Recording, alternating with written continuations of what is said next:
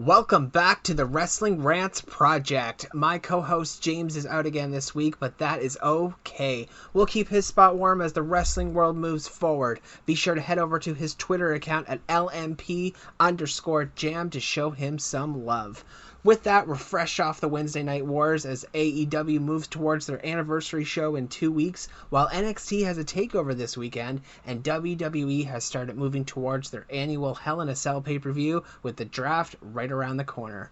With so much wrestling talk available, I'm happy to announce a new guest today. It's always great hearing from another podcast, and today we're doing just that. If you're not familiar with everything pro wrestling, you should go check them out because my guest is none other than the creator. So without further ado, please help me welcome for the first time to the podcast, Conrad. How's it going today?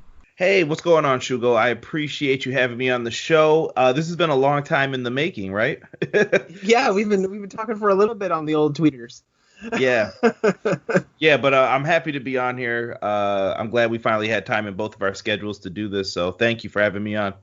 Oh, absolutely. The pleasure's all mine, man. Tell me in the audience about your podcast. I have a podcast called Everything Pro Wrestling. Everything Pro Wrestling is a show by the fans, for the fans. I host it every week. I do a lot of pay-per-view reviews.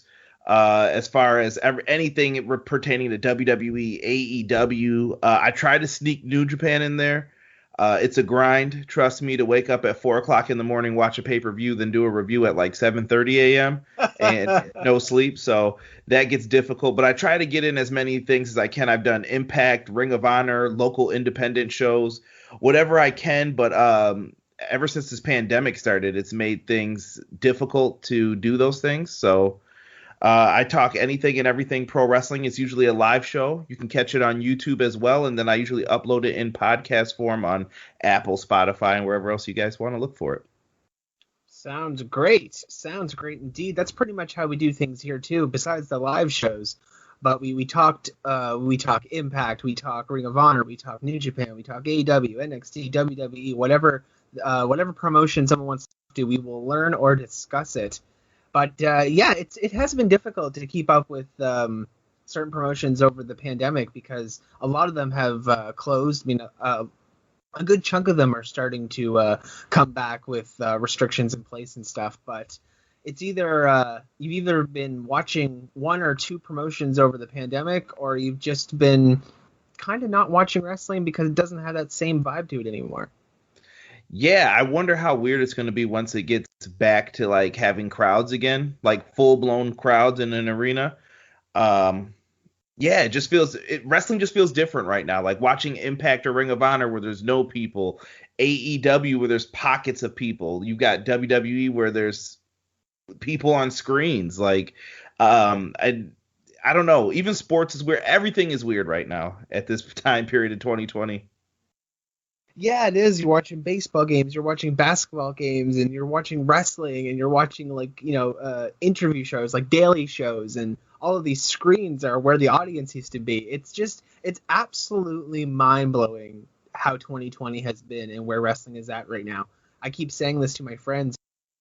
Week of March, we were all gathered in my living room watching, I think it was Fastlane, and then the week before that was Revolution, and that was the last time I had friends over. And that was it, and we just gathered around the television, got some food over like we normally do on a pay-per-view, and we watched it, and we didn't know that in a month later we'd be all missing WrestleMania and watching it from our homes just by ourselves. Shugo, you want a real sad story? Oh, gosh. I'm usually not a one-upper like that, but I've got one for you that's even sadder. So I am a huge AEW fan. I review AEW every Wednesday, like I told you, and I have not missed a show because of this moment that I'm about to tell you about. I live in Buffalo, New York, and I was excited for the first AEW show that was going to be near here. Once I found out it was in Rochester, I got all the tickets. I was like, yes, I'm hyped, we're going. The very first show that was canceled was AEW Dynamite Rochester, where Brody Lee and Matt Hardy would have debuted. My heart sank. Like, it hurt so bad to know that I wasn't there for that. I missed Ring of Honor and New Japan Worlds Collide. Just unbelievable. I like every wrestling ticket that I had just went out the window. A lot of my plans that I had kind of like went up in the air, and I was just like, man, that sucks really bad. So anytime I see like Brody Lee or someone's like, yeah, what was the last wrestling show that people were supposed to go to? I'm like, don't bring it up. Don't bring it up. Just, I'm not a fan. I don't want to talk about Brody Lee no more. Done. That sucks though, dude. My heart feels for you. That would have definitely sucked. Hashtag first world problems, right? Yeah, right. That's about it. Yeah. That kind of reminds me of last September. We had the tail end of a hurricane there because Nova Scotia up in Canada. We get like we don't really get that crazy of storms once in a while, right? And I think it was just a live show. It wasn't Raw or SmackDown or anything. It was just the WWE crowd coming. And Alexa Bliss was supposed to be there. And she's one of my favorite female wrestlers and has been for years. And we had tickets to go, and I was super excited just to go watch it and have a good time. And then the storm canceled it. And I was like, no, I haven't seen wrestling in live or in WWE live for so long. I think the last time I went was 2009, so 11 years. So I can kind of feel where you're coming from, but at the same time, AEW tickets, I would love there. If they ever get a chance to tour Canada, I will do my absolute best to be there. But yeah, that sucks, man. That sucks to be so excited for that and then have this stupid global bastard take it all away. Yeah, had the rug pulled from right underneath me. Yep. Well, besides all of those promotions that we cover, what promotions right now are you really focusing on? What even putting the pandemic aside, let's jump back to January, February. What promotions were you really grabbing onto, and what were you making sure that you watched every single week? Here's the sad part. I torture myself every week watching Raw and SmackDown during that time period. That's okay, me too. Raw being 3 hours, I am one of the biggest proponents against it being 3 hours long. I think it would be a much better show if it was 2 hours. And I feel like we see a lot of the repeat matches. This was happening even before the pandemic. It's just the same matches over and over. If I played you 2 tapes of Raw, you wouldn't be able to tell me which week was which if I just showed you the matches, because the same people fight each other constantly for like 3 months.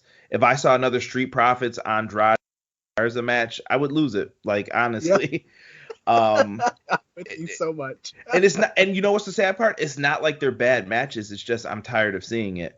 Also, I keep an eye out for SmackDown. I tried to watch it since its debut. I was hurt by Kofi Kingston taking the L to Brock Lesnar, and then that led into the Rumble and everything else. And dude, like, SmackDown was so bad until recently. Until we got that Roman Reigns that I've been wanting for years. And I've always been a Roman Reigns fan, but I was really happy to see Roman finally go heel, and I think it's injected new life into SmackDown. Yeah, it definitely has. I was all for the whole Fiend Braun Strowman thing. I was getting tired of Braun Strowman's character there. It wasn't really connecting with the audience, I feel. I mean, of course, he'll always be a fan for kids, and I'm sure other people liked his character, but I felt overall that character wasn't connecting. But I did like where they were going with the Fiend, but having that swerve where Roman Reigns comes back and just wrecks everyone and leaves, literally his living by his t-shirt, and now he is our tribal chief. I'm all for this Roman Reigns character, and I'm one of those people too that have never really bashed Roman Reigns ever. I couldn't understand why people were mad at him. Yes, he was being put down our throats a little bit. Yes, he wasn't being booked the way we wanted it to. But at the end of the day, we're not supposed to be booking it how we want it. Yes, we can have our say, we can have our ideas, and we can, hope that our favorite stars get booked the way we want to in a certain light. But with the way they were booking Roman Reigns for the past 4 or 5 years there, it just seemed like they were really just going back to the well and trying it again. And then when the audience rejected it, they tried it again, and they tried it again, and they tried it again. And the audience was like, just try something different. That's all I want. Yeah, I think the easiest solution to when you're not feeling someone's booking is turn them heel, turn them face. Sometimes it's not that easy. And I think Roman Reigns was doing great matches even when he was a babyface, and people just weren't appreciating it as much. Yeah. I felt like the dude could have saved somebody in the crowd from an emergency, and they would have still booed this man. So no matter what, Roman Reigns had the boos that were going to come for him anyway. But now that he's a heel, I think people appreciate it much more. And I feel like Roman can finally say things that he's always wanted to say. Yeah, Him interacting with Jey Uso, like it was perfect. Like he told him like basically I'm gonna whoop your ass. Like that is one of the best things like a cousin could say to another cousin. He's been always the big dog. That's the big cousin. And I just like the storyline and how they placed it. So if he's willing to do that to a family member, what will he do to someone who isn't? You know, it gives him character. yeah, it absolutely does. And like back to his wrestling ability as well is, I mean, a lot of people I think underestimate the power of jumping over the ropes in a ring, like running back, jumping over it onto a handful of people on the floor. Like the Undertaker does that jump, that massive dive that the Undertaker, jumps right over the top rope there and he dives onto the floor. That's not exactly the easiest for a big guy like that to pull off. And Roman Reigns is one of those big guys too, and he does that soaring jump like there's like it's quite good to watch. Yeah, Roman Reigns is super athletic. If people don't know, he played in the NFL a little bit for the Minnesota Vikings. Yes. Roman Reigns is an athletic person. He will outrun us. He will probably outlift us, out hustle us. The dude's a pure athlete, and I've got nothing but respect for him and the character work that he's been doing. Yeah, for sure. Now, what did you think of Clash of Champions? Like, obviously, he dominated Jey Uso, but do you like where all this is all going and who his future opponents may be? Yeah, I think that he's got a lot of options to go with going forward. I even like the tease on the Go Home SmackDown show with Alexa Bliss kind of looking back because you see Hmm. they're teasing something with her and the Fiend, and I don't know if the Fiend's taking over her body. I don't know if this is like Nightmare on Elm Street type stuff that I'm talking about here, but Alexa Bliss looked back, and I feel like that was foreshadowing, telling us part of the story later on that the Fiend will be coming back for his title. I think he has a storyline he could do with Big E as well. I think Big E getting the shot at Roman Reigns, finally earning it, with Roman Reigns being very cocky and everything else, that's another way they could go. But for now, I think it's time to feed some people to Roman Reigns. It's time for Roman to put some people down, in my opinion. Yeah, I definitely agree, and I'm really hoping that there's some seeds there, some underlining direction with Alexa Bliss with the Fiend character, because when she was glaring up at that title and she did it so well, I was like, oh my god, there's actually depth to this. And that's with WWE, everybody who's watched it for a long term knows that a lot of stuff just happens for absolutely no reason. And the long term booking that is there at times, but then some of the feuds, like with I beg WWE for a long term storyline, and I get Lana and Rusev from last year and Bobby Lashley. Now, while that was long term, it was it was long term, and not in the good way. It was just all over the place, and we just need character development, and that character development with the Fiend and Alexa Bliss over the weeks. And yeah, no, it's a little B-rated horror movie. It's Freddy Krueger, whatever people want to call it. It's funky, but it works, and it's Bray Wyatt with the Fiend character has really rejuvenized that character, I think. Like Yeah, really brought it back to life. yeah, I think Bray Wyatt, if used properly, he has what it takes to be like the next kind of Undertaker-esque character where he's not around all the time. And you Yeah. can use it to scare people if you wanted to, or he could be the hero. Um, it's a beautiful thing that they have with Bray. I just don't want them to screw it up because some people can get into that territory. And I'm going to say this about Dolph Ziggler. Big Dolph Ziggler fan back in the day. But I'm at the point now to where anything Dolph Ziggler does, I don't care because nothing he ever does amounts to anything, if that's fair to say. Do you get what I mean? Like, the dude comes out, Dolph Ziggler will wrestle a match. It's a great match, but Dolph Ziggler never beats anybody of any significance anymore. He's just there, kind of. And I'm just like, I kind of wish he would have went somewhere else to freshen himself up, get some new characters to wrestle against. And I don't want that to happen to the Fiend to where I'm like, oh, you need to freshen up. You've been overexposed. Like, I feel like Dolph's been overexposed. Yeah, with Dolph Ziggler, I'm not honestly sure what the problem is there because I'm with you. You know, he's a great wrestler. Dolph Ziggler can go. He can. If you need him to put on a decent match, he'll put on a decent match, and he's pretty. I think he's pretty, decent with almost everyone. He's got pretty good chemistry with almost everyone that I've seen in the ring anyway, and he's been around now for wow, over 10 years. I can't believe how long he's been in the company for. But I see where you're coming from, where what he does amounts to nothing at times, and it's a shame too because he is very talented, and that's why I don't understand it.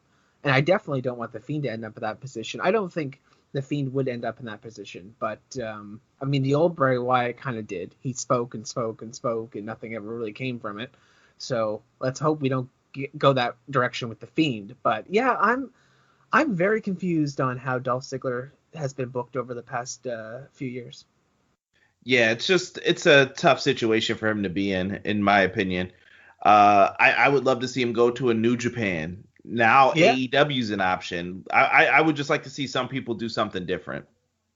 Yeah, for sure. I mean, well, speaking of different too, do you have any opinions on the draft that's coming up next week? Oh, I'm the wrong guy you asked this question to. I, I have a review show from like 2016 when the draft first, like the concept was first coming back. I did not care then. I was one of those people who kind of poo-pooed on it, we'll say. And I'm just still not feeling it because I know WWE and they don't take these things serious. The moment the ratings dip, oh, we're having interpromotional brand warfare. And if I hear them say a Survivor Series, the one time a year, Raw versus SmackDown, we literally just had a Clash of Champions, Sasha versus Asuka, or excuse me, Bayley versus Asuka once again. Don't tell me that. Like, I've seen enough of it this year. So I would rather have them separate the rosters and actually mean it. To me, it just doesn't work anymore. I didn't like it when they did it in '02 either. I just think the rosters have gotten so huge, and there's positives and negatives on each side of it, and I could go back and forth all day about it. I would like to see some people move around. I'd like to see some permanence happen. And I would like to see like Bruce Pritchard write one of the shows and someone else go against him. Like, I think that would be so much better to have real competition. Like they were going to have Heyman and Bischoff, or have just two different creative teams, two different everything, and have them actually compete against each other a little bit. Keep each other on their toes. That way no one's copying the other person. Just do some different things. I agree. I mean, even before Eric Bischoff and Paul Heyman, I remember Vince coming out there. I think it was 3-4 years ago on the debut SmackDown Live episode. I think it was. I could be wrong, but Vince told Stephanie and Shane that he wanted them to tear each other apart. He wanted Raw to do better than SmackDown, SmackDown to be better than Raw. He wanted them just to tear. I think that's what his words were, was tear each other apart.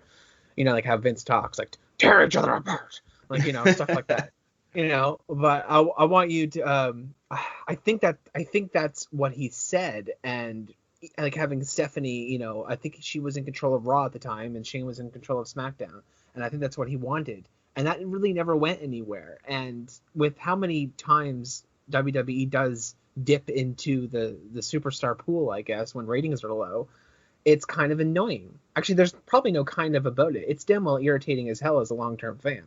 And I don't want to be mean, and I don't want to be rude, and I don't want to be negative, but a draft, okay, if you're fine. You want to have a draft? Great, I'm all for it. You want to separate the rosters? Great, I'm all for it. But we have to stop overlapping the rosters when ratings take a dip or something needs to happen to promote something, because that ruins everything. Because, okay, you raise the ratings and you bring on this superstar because ratings are low, and then that star goes back to where they came from, and then ratings slightly go up, but then the people who invested leave again because that person's then gone again. Or if they want to bring in this part-timer to boost up ratings, like, we have to build stars today. And if SmackDown is, having problems, that's SmackDown's problem. If it's Raw's problem, it's Raw's problem.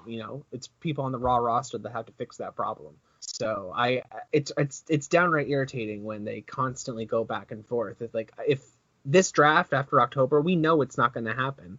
But I want them to stay where they go. If someone goes to Raw, they stay there. That's it. They're not going anywhere. There's no brand invitational. There's no wild card or wild card 2.0 or whatever. It's just you're there, you're stuck.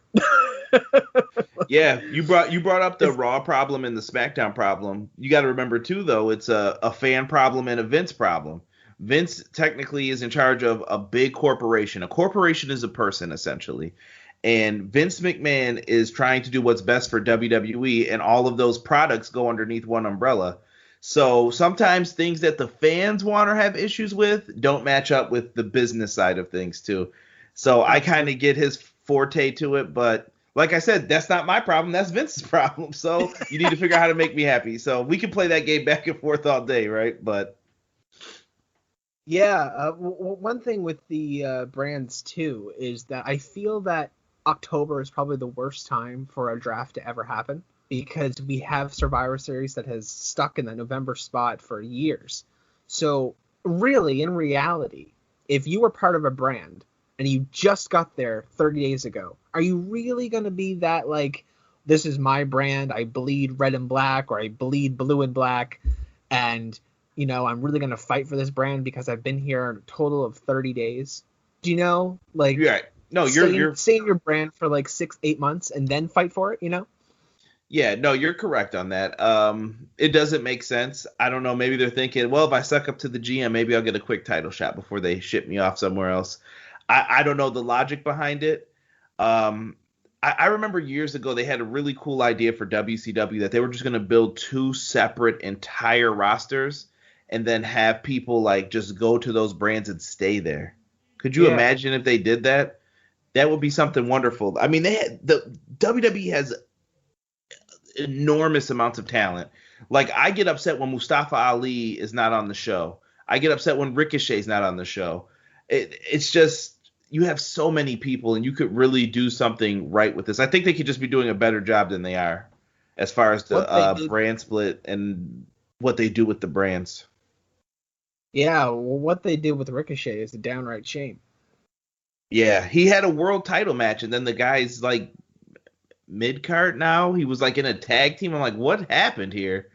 They lost to Shane Thorne and I forgot the other guy's name. Something Vic. I was like, who are these dudes? And they lost to them. I don't get it. Yeah, I mean, with the logic with the draft, the only thing I can think of there is, you know, it's the beginning of a new season. Like September, October is when new shows or the new 2020 or the new 2021 schedule, you know, for TV and stuff like that starts. So that's the only reason I can think of them having the draft around September, October is because that's when the quote unquote new season starts of Raw and SmackDown. But I feel if you're going to fight for brand supremacy, you kind of have to be there for a while. But, I mean, switching gears, you know, you and I have both talked very strongly about AEW, and it seems that's the thing to do around these parts. They've only been around for a year, so it's still the honeymoon phase with the fans. But who are you invested in on AEW? I am a huge Cody Rhodes fan. Can I say Cody Rhodes? Probably not. I'm a big Cody fan. And, yeah, I don't know. There's just something about Cody, the promos, the old school matches, the goosebumps. Like, I just love a lot of the things he does. That promo he cut when he went against Jericho, like, I can still listen to it now and just get goosebumps when he just he says some very unpodcast friendly language that I won't use, but he said some unfriendly things about him, and I was just like, yeah, that's right, give him the business. He said that Cody was kind of like he had the silver spoon in his mouth, and he was like, you're the son of a famous NHL hockey player. Who are you to talk to me like that? And yep. I love Cody's promos. They're just real. They feel real. And I just feel like he's someone who actually really cares about pro wrestling, and I love that. So you must be really digging the build with him and Brody Lee then. Oh, yeah, the dog collar match. I've been telling people, like, you have to go back if you've never seen a dog collar match and watch Roddy Piper versus Greg the Hammer Valentine. That's a good show for sure. Yeah, Starrcade. It's like one of those old school matches. It's on the WWE Network. Well worth it, though, for people who've never seen a dog collar match. I think this one's going to really entertain people when they see it. Yeah, and Cody hasn't brought any, I don't think, any negativity really. Like, I mean, yes, there's always going to be the fan that poo-poos on everything. But, I mean, I don't think there's been anybody, like, the critics have not been mean towards Cody. Like, at first, they all thought that, oh, you know, the Elite's going to book themselves into all these great things, and they're going to have all the titles and blah, blah, blah, blah, blah, negativity. And that didn't happen at all. I mean, then they complained the exact opposite way. Like, oh yeah, of course. How come the Elite aren't taking over here? We got these guys with the titles. They're not drawing anything. And I'm like, dude, you guys complained. Like, it's a damned if you do, damned if you don't. I'm sorry to interrupt you. I just had to say that part. Oh no, it's true though. It's true. It's you're damned if you do and damned if you don't. Like people often get what I say about WWE mixed up. Like I'll complain about WWE till the cows come home, but I will also point out a lot of positives with them too. And if you go back on my podcast too, like I will watch WWE till the day I die, and I will be on my deathbed and I'll be sitting there wondering why these things happened like 30 years ago and I still don't have answers. That'll be me. I'll be like 70 years old sitting there wondering about good times about WWE and wondering about like why this happened, why that happened, and where the hacker went and why Retribution was a thing and all that stuff. I'll be wondering about that stuff the day I die. Like I've just been watching it for so long that it's just one of those things I'll always watch and I'll always get a kick out of it. Like I'm not suffering. My life is perfectly fine if WWE is not doing what I want, is what I'm saying. So yeah, sometimes you just gotta flow with the story. Yeah, it's for sure. I mean, I will definitely point out stuff that I'm like, okay, that's definitely not for me, or this definitely doesn't make sense. But yeah, with I mean, as I joked about earlier too, with AEW being in the honeymoon phase, it's that, you know, we've only been around for a year, and I mean, at times people will start poking at stuff. They'd be like, okay, well, you did this over here, and we still haven't gotten an answer for it, and then people get upset. But AEW's been really good in the last year of tying pretty much all the loose ends up for the most part. I mean, I remember they dropped that awful segment or feud, I guess, with the Nightmare Collective, I think it was. Yeah, that wasn't going anywhere really well. So that they learned from it. They realized it wasn't going anywhere, and then, you know, here we are. So I'm enjoying it. And with Cody versus Brody Lee right now and the build that's been going on between them, I'm glad when Cody came out last night on AEW and he was telling the whole world, like, hey, I lost in 3 minutes.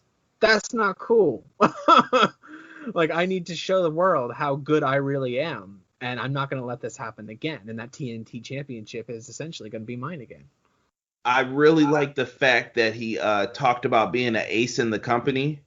And he referred to all the singles champions and why they're so good. And him talking about those titles put other people over as they seem more important.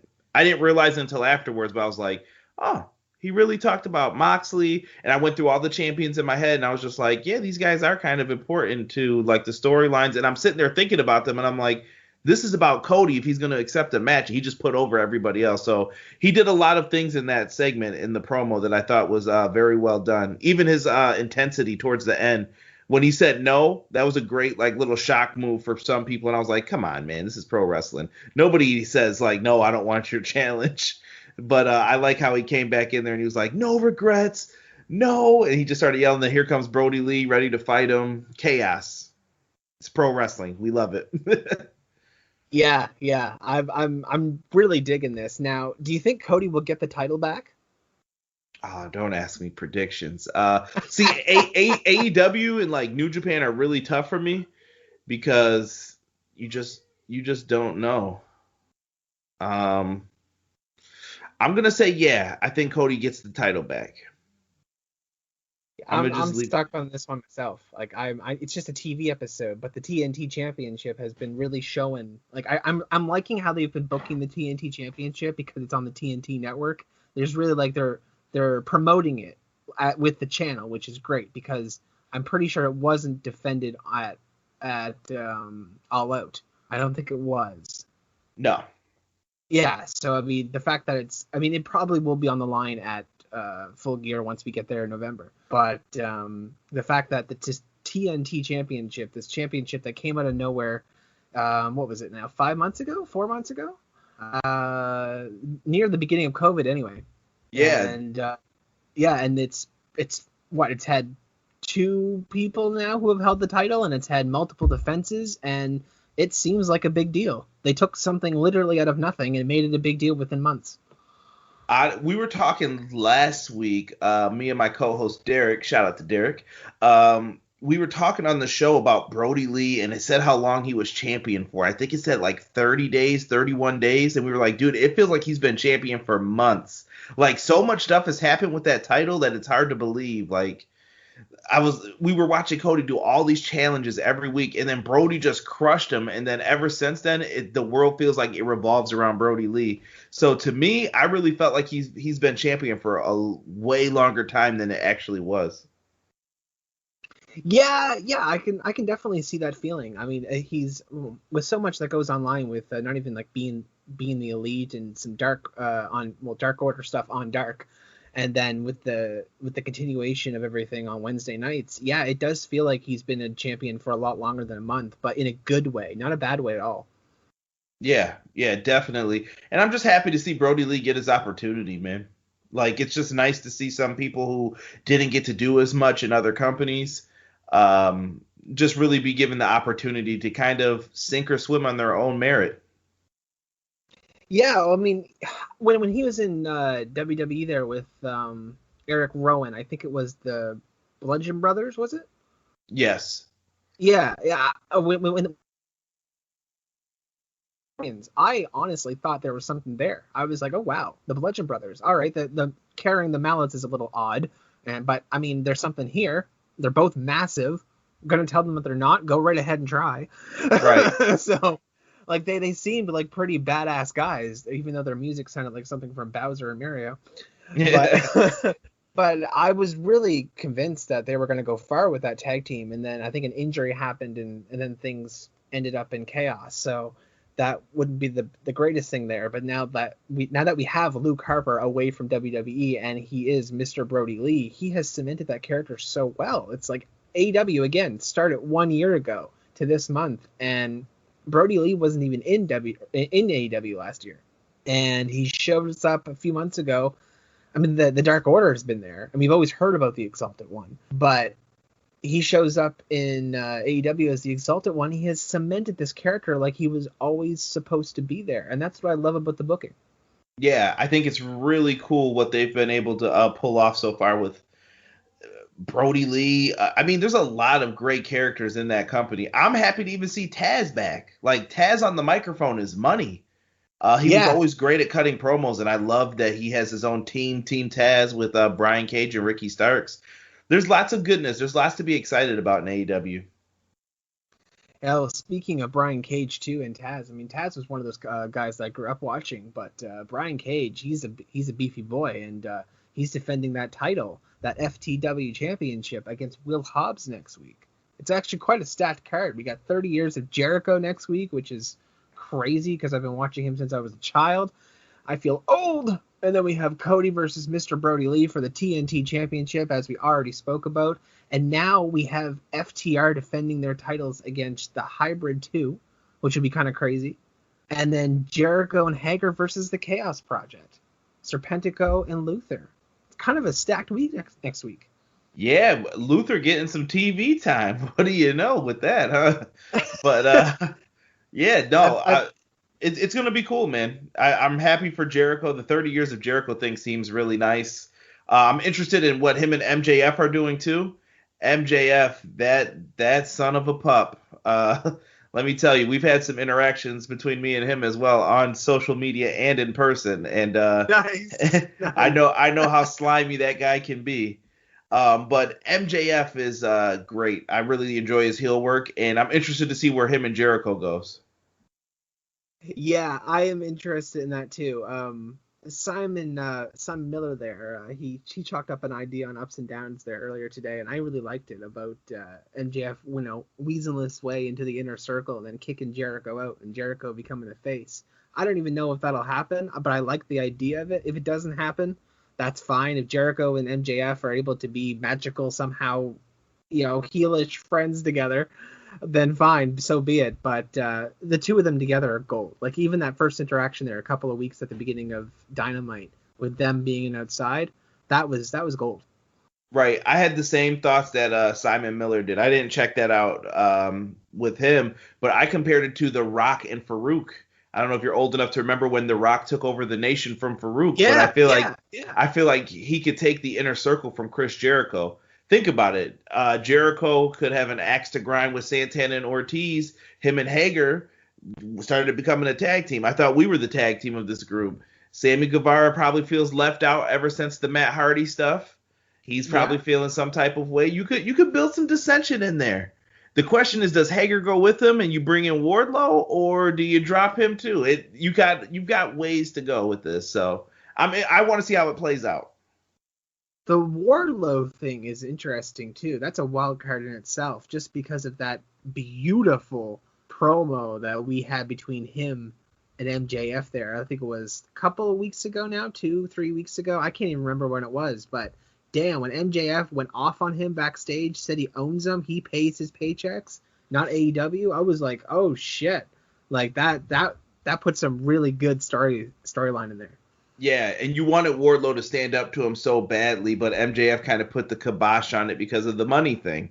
So it's something I think that we can all empathize with. Like, you go to a job you hate every week. Wardlow's feeling the same way probably. Yeah, we might even get that big blow up between like Stone Cold and Vince all those years ago. And Eric Bischoff and Stone Cold. That was a good time too. So imagine just seeing Wardlow and MJF do that. That would be fun. Yeah. Now you mentioned New Japan there a little while ago. Have you been keeping up with the G1 at all? Oh, yes.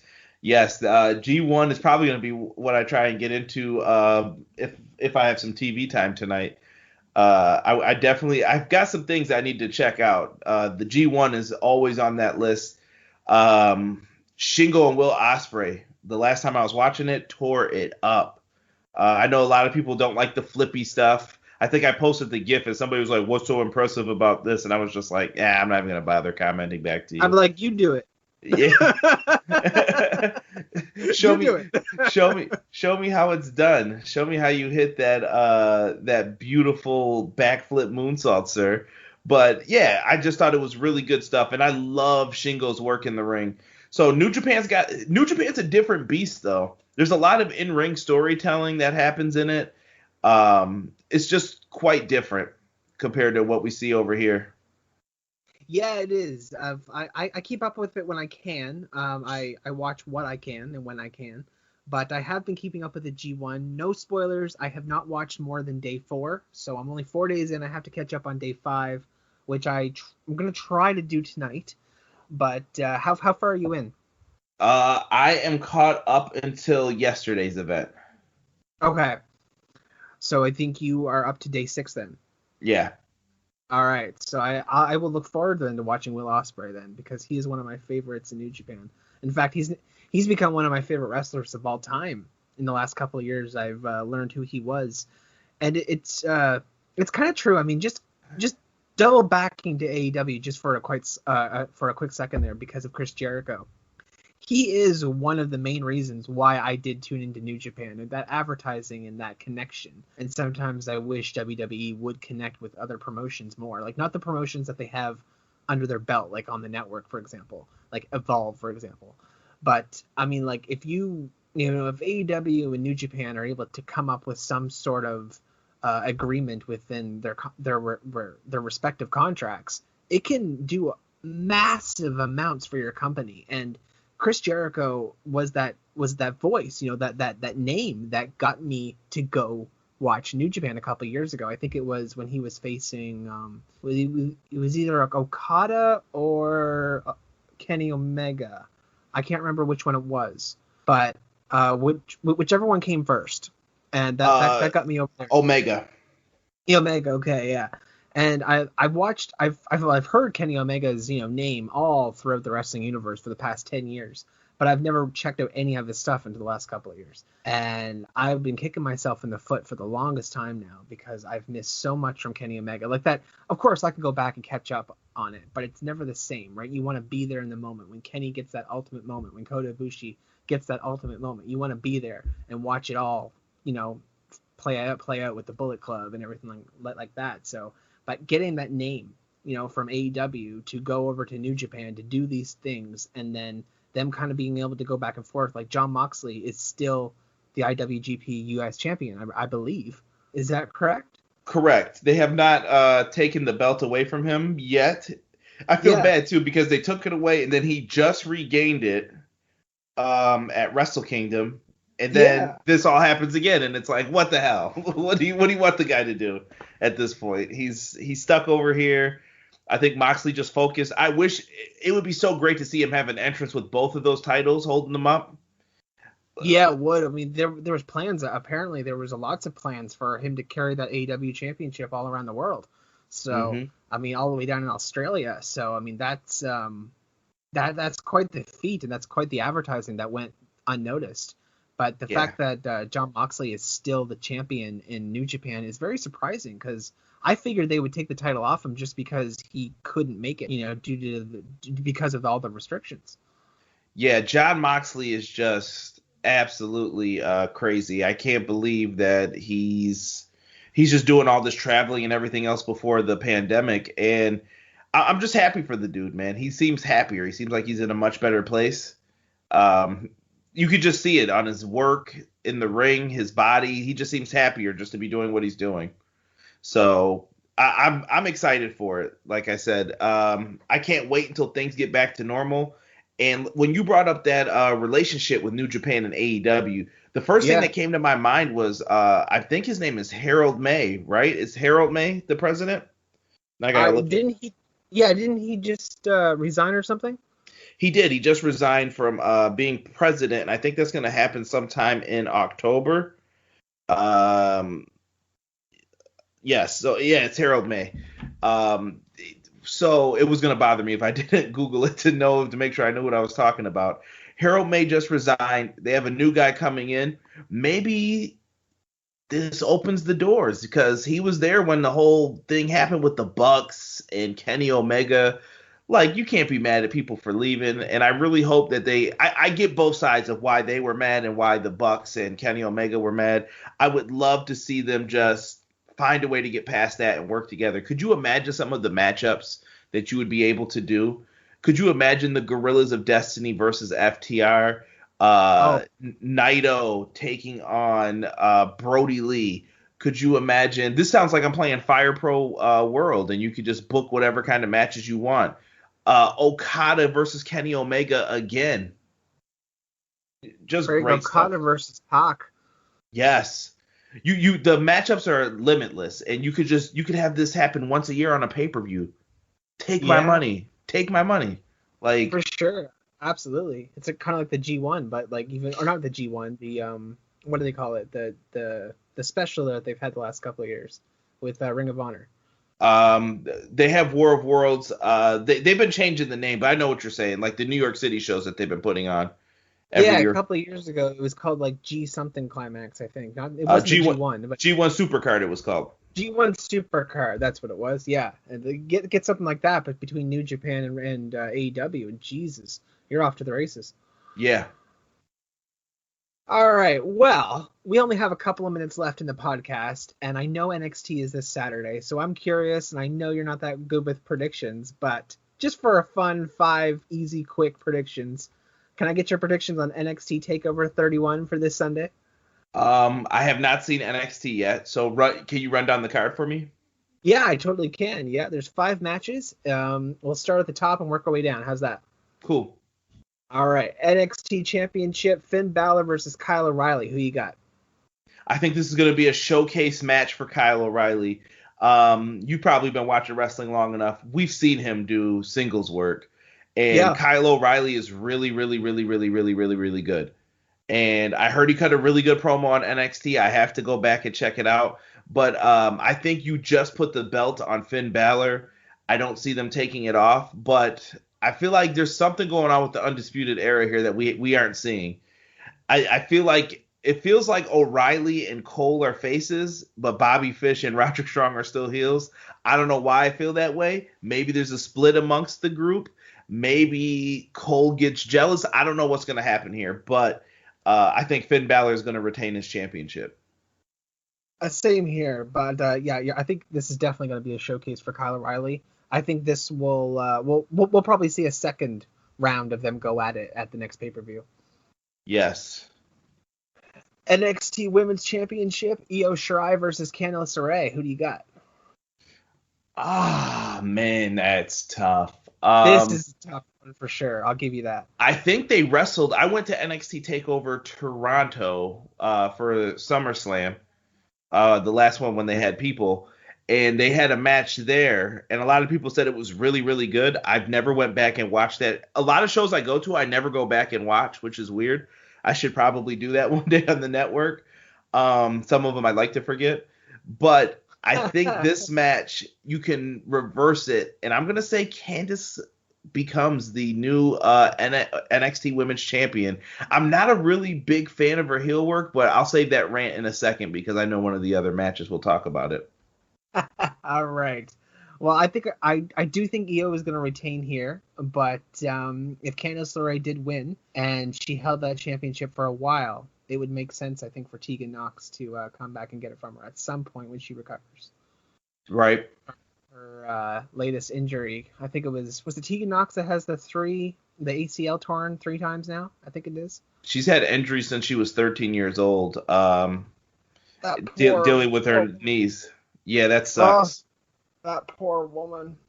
Oh, I hope she recovers fast. Moving on to the NXT North American Championship, we have Damian Priest and Candice LeRae's wonderful husband, Johnny Gargano. Yeah, Johnny Wrestling. I have to get into this. I do not like Johnny Wrestling as a heel.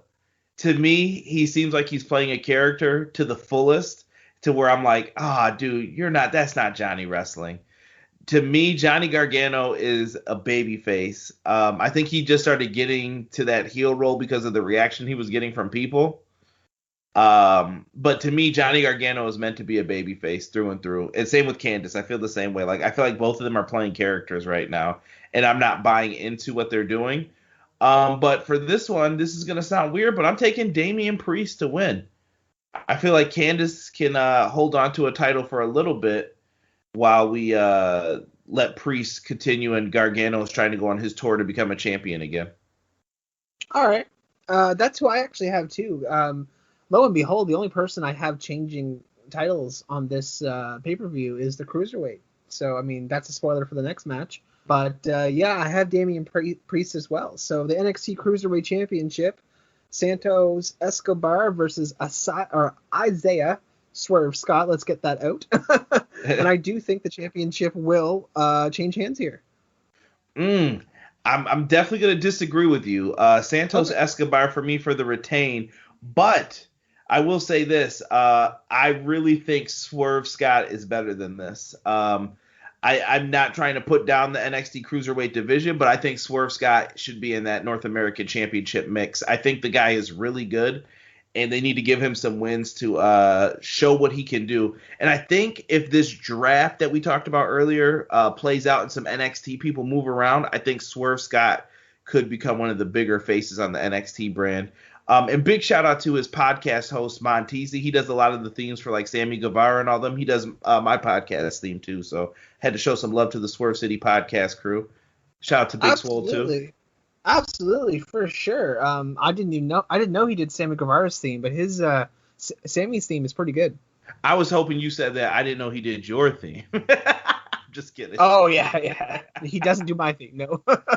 no, he does. Montezi did Big Swole's theme in AEW, Sammy Guevara, so he definitely puts on some really, really good music.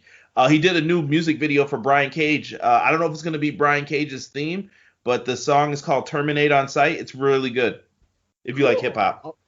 Yeah, for sure. I'll definitely check that out at the end of the podcast. And we'll get that last match in there between Velveteen Dream and Kushida. Who do you got?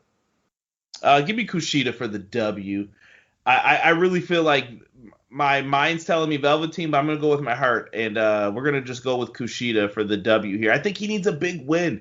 Kushida is the person who I think is going to eventually become the Cruiserweight champion. I think he's just waited for so long to get his opportunity to come to WWE that he's got to walk away with something out of this. And Kushida's just, I don't know, man. something's not connecting with him. He's missing one other piece, and if he can find that piece, I thought it was going to be Alex Shelley, but if he can find that other piece that'll bring some excitement to his matches and make people care about him, I think Kushida could become one of the top people in NXT as well. I agree. Kushida's one of those diamonds in the rough, if you will. And I've been watching him now for I think a year. He's been in NXT, and I don't know where he was before that. I didn't follow him, but when he came in NXT, I was like, yeah, this guy has it. This guy definitely has it, and he could be in the showcase for the North American title as well at some point. Check out some of his IWGP Junior Heavyweight title matches and stuff with like Bone Soldier, a bunch of people. He did some great stuff. I think he wrestled Takahashi as well. Oh yeah. He's really good. Check out some of his other stuff. He did the Time Splitters with Alex Shelley. They were the Junior Heavyweight Tag Champions too. There's a lot of good Kushida stuff from New Japan.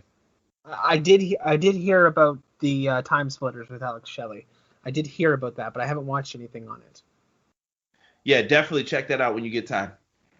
I definitely will. And with that, we will wrap things up. Thanks to everyone who continues to listen to the podcast. And thank you, Conrad, for being on today. Hey, thank you for having me on. I hope we can get together and do something like this again. Yeah, for absolute sure. Whether I'm on your podcast, you're on here, we're just talking wrestling, any place works, my friend. Definitely. If you could shout out your social media just one more time there before we end the podcast. Yeah, you guys can give me a follow on Twitter at EPW Show. We're also on Facebook. I think you type in Everything Pro Wrestling. There's an official page. If you type in Everything Pro Wrestling Group, we have a Facebook group. More than welcome to join. The YouTube channel, type in Everything Pro Wrestling. Hit that subscribe button. We're almost at 1.3 subscribers. I know that today we were really close, and I haven't checked it yet, but I was hoping we would hit it today. So thank you once again for having me on.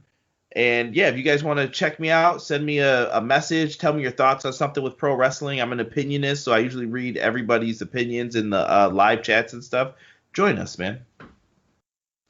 Yeah, absolutely. And you can find our socials at SoundCloud under Lotus Moon Productions, Facebook under Lotus Moon Productions, Twitter under Lotus Moon Prod, Lotus M Productions on our newly made Instagram account, and you can find us on YouTube under Lotus Moon Productions. So with all that, this has been LMP Wrestling, and we are signing off.